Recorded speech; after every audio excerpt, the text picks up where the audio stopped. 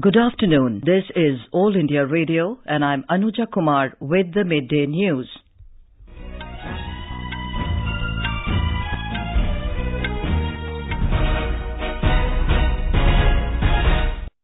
The headlines. Prime Minister Narendra Modi to leave for Singapore tonight to attend 13th East Asia Summit. Full Election Commission to review poll preparedness in Madhya Pradesh today. Supreme Court defers hearing on fresh petitions pertaining to entry of women into Sabrimala Temple in Kerala. Mortal remains of Union Minister Anant Kumars being consigned to flames in Bengaluru with full state honours. Indian captain Virat Kohli and fast bowler Jasprit Bumrah maintain top positions in latest ICC ODI rankings. And Hong Kong badminton tournament begins today. PV Sindhu to spearhead Indian challenge.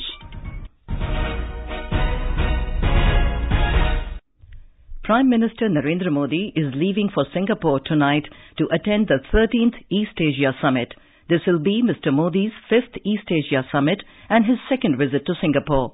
During his 2-day stay, Mr. Modi will also attend the second Regional Comprehensive Economic Partnership meeting, where the leaders will review the progress made in the negotiations.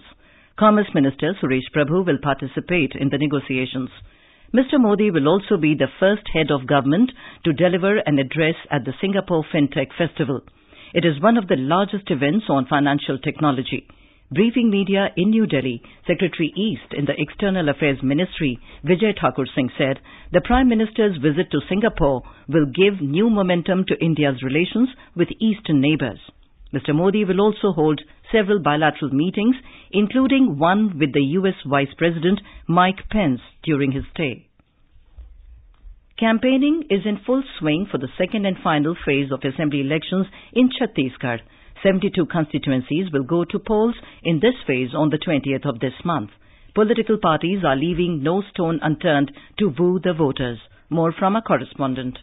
After the polling in 18 constituencies in first phase yesterday, the focus has now been shifted to the other 72 constituencies where polling would be held on November 20. As many as 1,148 candidates are in the fray in these 72 constituencies. The campaign in these constituencies is now gearing up. Many star campaigners and senior leaders are holding public meetings for their parties. Union Minister and senior BJP leader Nitin Gadkari and Smriti Irani are addressing election meetings at Durg, Balod, Raigad and Janjgir Chapa district to canvass for BJP candidates today. Congress President Rahul Gandhi is also on a 2-day visit to Chhattisgarh from today. Vikalp Shukla, AIR News, Raipur. In Madhya Pradesh, full election commission will review poll preparedness today. The state will go to polls on the 28th of this month to elect a new assembly. Our correspondent has filed this report. Chief Election Commissioner O.P. Rawat has arrived in Indore with the Commissioner Sunil Arora and Ashok Lavasa on a 2-day visit to review the preparations for Assembly election in Madhya Pradesh. The Commission is holding a meeting of the Divisional Commissioner, Inspector General of Police, District Election Officer and Superintendent of Police of 18 districts of Indore, Ujjain and Narmadapuram divisions after a short while from now. Election Commission will also hold a meeting with recognized national political parties in Bhopal today. The Commission will review the preparation of the elections in the remaining 33 districts tomorrow. Sanjeev Sharma, AIR News, Bhopal. In Mizoram, campaigning has gained momentum for November 28th assembly elections. More from our correspondent. Campaigning by major parties is going at its peak across the state. While giving promises to woo voters, major parties are also undermining each other on various issues. Meanwhile, Congress has withdrawn its support to the Chakma Autonomous District Council body headed by BJP. On this issue, Zoramthanga alleged that Congress is still working with BJP. Irene, AIR News, Aizawl. The Supreme Court today deferred the hearing of the fresh petitions pertaining to the entry of women into Sabrimala Temple. The bench of Chief Justice of India, Ranjan Gogoi, and Justices Sanjay Kishan Kaul and K.M. Joseph heard 4 petitions before deferring the hearing of the same. The bench said that the writ petitions will be heard subject to the decision of the review petitions filed against the Sabrimala verdict. Apex Court said that a 5-judge bench is scheduled to hear in chamber the review petitions at 3 p.m. today. The writ petitions and review petitions were filed after the 28th September judgment of the Supreme Court, which held that women, irrespective of their age, have the right to enter the Sabrimala Ayyappa temple in Kerala. The Supreme Court will hear final arguments in income tax case against Congress President Rahul Gandhi and his mother Sonia Gandhi on the 4th of December. The court today fixed the date for final arguments on petitions filed by Rahul and Sonia Gandhi challenging the Delhi High Court order refusing to give them relief in a case of reopening of their tax assessments for 2011-12. The Apex Court did not issue any notice on their petitions as the Income Tax Department was represented by its counsel. The Income Tax Department had filed a caveat in the Apex Court that it should be heard in case any appeal is filed against the High Court order. After a brief hearing, a bench comprising Justices A.K. Sikri and S.A. Abdul Nazir said, since respondent Income Tax Department has put in appearance, the court is not issuing a formal notice. However, the court fixed the matter for final arguments on the 4th of December. The income tax matter against the Congress leaders is linked to the National Herald case in which they are also facing a criminal case. The Delhi High Court today said that there is no urgency in the plea of Associated Journals Limited, AJL, publisher of the National Herald newspaper, against the centre's order asking it to vacate its premises in New Delhi.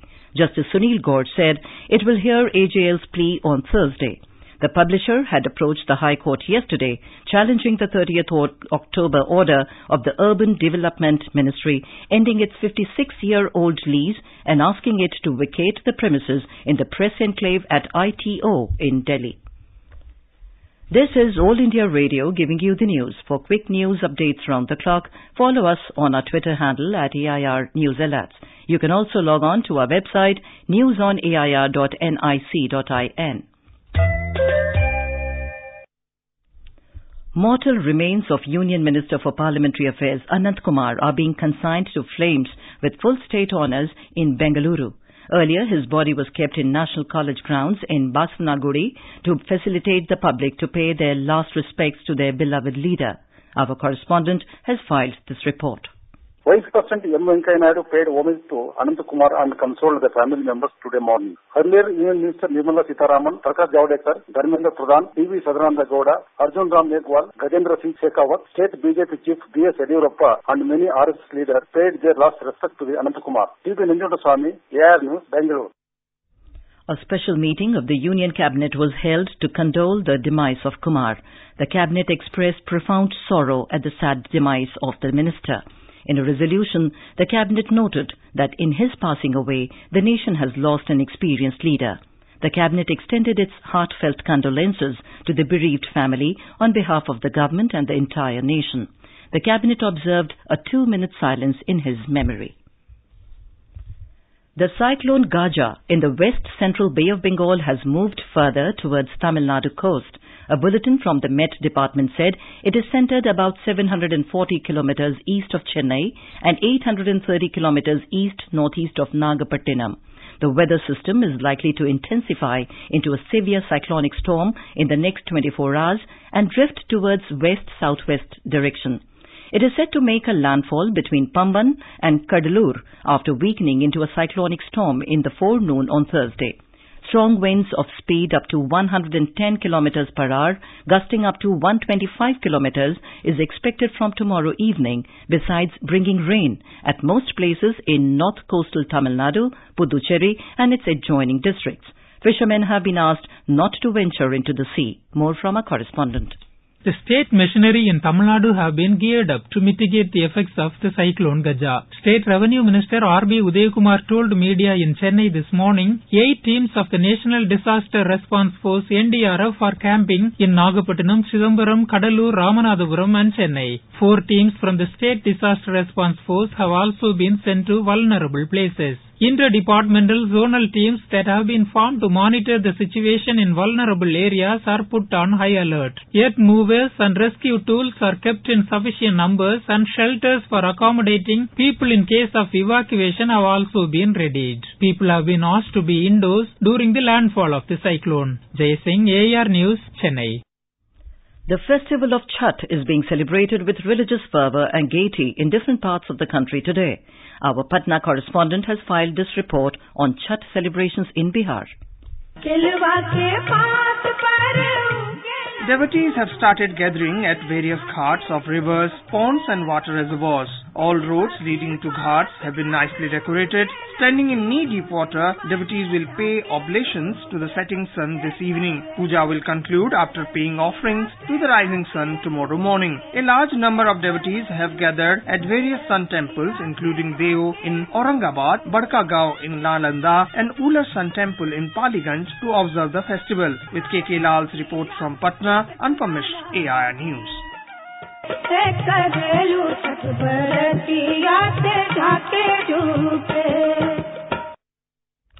President Ramnath Kovind has greeted the people on the occasion. In his message, Mr. Kovind said, Chhath Puja is one of the oldest festivals of the country wherein devotees worship the sun god. He said the people also pay their obeisance towards the rivers, lakes and ponds which are nature's gifts. Telangana Chief Electoral Officer Dr. Anant Kumars has asked public broadcasters, All India Radio and Doordarshan to play a greater role in disseminating accurate and authentic information relating to elections. He was delivering the keynote address at the District Correspondents Workshop on election coverage held by the All India Radio in Hyderabad today. The CEO asked AIR to maintain its credibility in helping people to take an informed decision. He also said that Telangana state is setting a benchmark on several aspects of election conduct. Ayushman Bharat or Pradhan Mantri Jan Arogya Yojana was launched by Prime Minister Narendra Modi on 23rd of September 2018. The scheme provides health protection cover to poor and vulnerable families. A 5 lakh rupee cashless medical insurance is given to the beneficiaries. Panchmahal district of Gujarat state covers 1,20,934 beneficiaries as per socio-economic caste-based census 2011. A ground report from our Ahmedabad correspondent. Panchmahal district of Gujarat state impaneled 42 hospitals for the treatment under the scheme. Abdul Rakha Ahmed Khan Ansari residing in Shehra town of Panchmahal district says about the scheme. मेरा नाम अब्दुल्ला अहमद खान अंसारी है. मेरे को आंख में साहब 4 साल से बहुत तकलीफ परेशानी होती थी. जन योजना सरकार का कार्ड लेके मैं गुजरा गया तो वहाँ मेरे को एक कार्ड बताया तो मेरे को मुफ्त में मेरे को आंख का काम मेरे को कर दिया. With the help of Ayushman Bharat Pradhan Mantri Jan Arogya Yojana, the dream of treatment of poor patients free of cost is going to be completed. With the report of Bharat Devmani from Ahmedabad, Abhishek Mukhopadhyay for AIR News.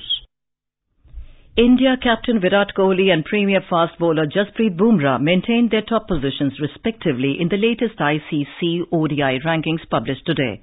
Kohli remained in pole position with 899 points while limited overs vice captain Rohit Sharma remained second in the list. Rohit's opening partner Shikhar Dhawan is the third Indian in the top 10 list at 8th position, improving from his 9th place in the previous list. Similarly, in the bowlers list, there are 3 Indians with Bumrah on top with 841 points. Kuldeep Yadav maintained his third place in the list. Kuldeep's wrist spin twin Yuzvendra Chahal is placed 5th on the list. Rashid Khan of Afghanistan with 353 points is the top-ranked ODI all-rounder in world cricket currently. Hong Kong Open Badminton Tournament begins in Kowloon today. Rio Olympic silver medalist PV Sindhu will spearhead the Indian challenge. Sindhu, seeded third, will begin her campaign against Thailand's Nichao Jindapol. Saina Nehwal will face the second-seeded Japanese Akane Yamaguchi in the opening round. In the men's singles, 4th seed Kidambi Srikanth will take on local boy Wong Wing Ki Vincent, while H.S. Pranoy will open his campaign against Denmark's Anders Antonsen. And now, before we close, the headlines once again. Prime Minister Narendra Modi to leave for Singapore tonight to attend 13th East Asia Summit. Full Election Commission to review poll preparedness in Madhya Pradesh today. Supreme Court defers hearing on fresh petitions pertaining to entry of women into Sabrimala Temple in Kerala. Mortal remains of Union Minister Anant Kumars being consigned to flames in Bengaluru.